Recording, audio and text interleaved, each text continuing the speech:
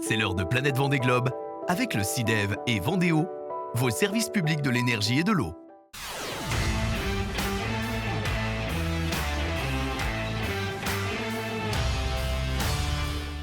Planète Vendée Globe avec Alix Lanos qui aujourd'hui nous parle de l'utilisation d'énergie fossile à bord des IMOCA. Elle a affronté la pluie pour se rendre donc sur le ponton. Regardez. Pas une goutte de pétrole pour boucler son tour du monde en 2016. C'était le pari réussi du skipper néo-zélandais Conrad Coleman. Il réitère cette année. Il va nous expliquer pourquoi et surtout comment. Je file tout droit jusqu'à son bateau tout propre.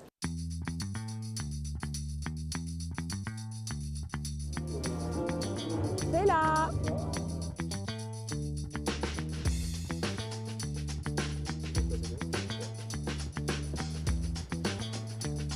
Hello! Hey, ça va Conrad? Très bien. Merci de nous accueillir à bord. C'est un plaisir. On va parler avec toi d'un tour du monde sans énergie fossile. Toi déjà en 2016 tu étais un peu précurseur en voulant faire un tour du monde sans énergie fossile. Oui. Alors déjà pourquoi? C'était par conviction j'imagine? Oui, c'est ça, parce que c'était une conviction personnelle et du coup, même avant d'avoir parlé avec les sponsors, mes premiers gestes quand j'ai récupéré le bateau en fin 2015, c'était de retirer le moteur des ailes et le remplacer avec un parc de batterie lithium et surtout un moteur électrique. J'ai deux grosses batteries comme ça qui fait que j'ai normalement le double de capacité par rapport aux concurrents. Et ça c'est pas trop lourd? Ça, c'est pas trop lourd. C'est moins lourd que 200 litres de gasoil. C'est moins lourd que 200 litres de gasoil. Est-ce que c'est compliqué en vrai de changer le moteur de gasoil pour mettre un moteur électrique, de mettre des panneaux solaires? Qu'est-ce que ça demande comme aménagement et est-ce que c'est si compliqué que ça? Non, c'est pas du tout compliqué, surtout par rapport aux ambitions qu'on a dans le développement technologique de nos bateaux. Donc, l'année dernière, j'ai fabriqué cette nouvelle véranda pour avoir un emplacement de caler le plus de panneaux solaires possible. On a ramené les lignes de vie plus à l'intérieur du bateau pour mettre à l'exposition tout l'abordé ici qui est couvert de panneaux solaires. C'est un des bateaux dans la flotte qui est le plus tartiné en panneaux solaires. Est-ce qu'on peut concilier respect de l'environnement et performance? Oui, tout à fait. Parce que oui, il a certains poids pour coller les panneaux, mais eux-mêmes sont plus légers que les gasoils qui le remplacent. Et surtout, j'ai un bateau qui pour moi est plus fiable aussi. Donc le bateau dans sa totalité est plus léger et pour moi plus fiable parce que j'ai deux systèmes qui sont capables de faire fonctionner le bateau. J'ai les panneaux solaires et aussi j'ai les hydrogénérateurs. En gros, c'est un barrage électrique à l'envers. Au lieu d'avoir une turbine statique et ensuite de faire courir de l'eau dessus, là c'est une turbine qui est plongée à l'arrière du bateau et du coup avec le flux d'eau qui passe en dessous le bateau, là ça fait tourner l'hélice avec les parts variables pour optimiser leur production et ensuite je peux charger les batteries comme ça. Mais si c'est si simple, pourquoi tout le monde ne fait pas ça à ton avis? Pourquoi tout le monde ne fait pas? Parce que c'est pas encore l'habitude, c'est pas encore obligé.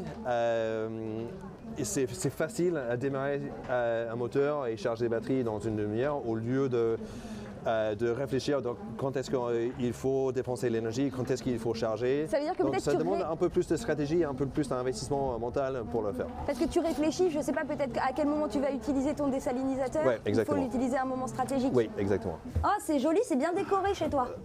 J'adore. C'est un peu ironique peut-être. Mais ce qu'on voit beaucoup, c'est donc les fibres de carbone. Donc on a pensé le bateau pour avoir cet aspect camouflage, pour même enlever le poids de cette couche de peinture. Donc on est un peu maniaque ici.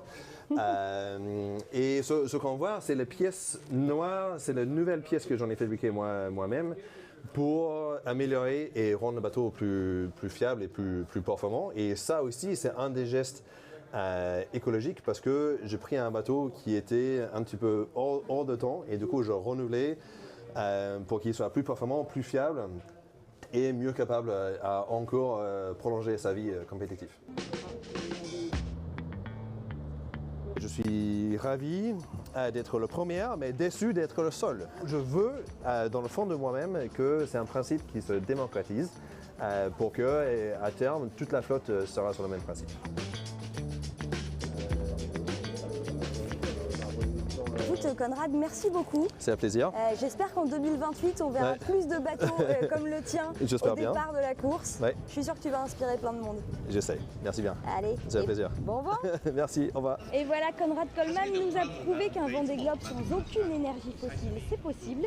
Il suffit d'un peu d'inventivité et surtout de beaucoup de volonté.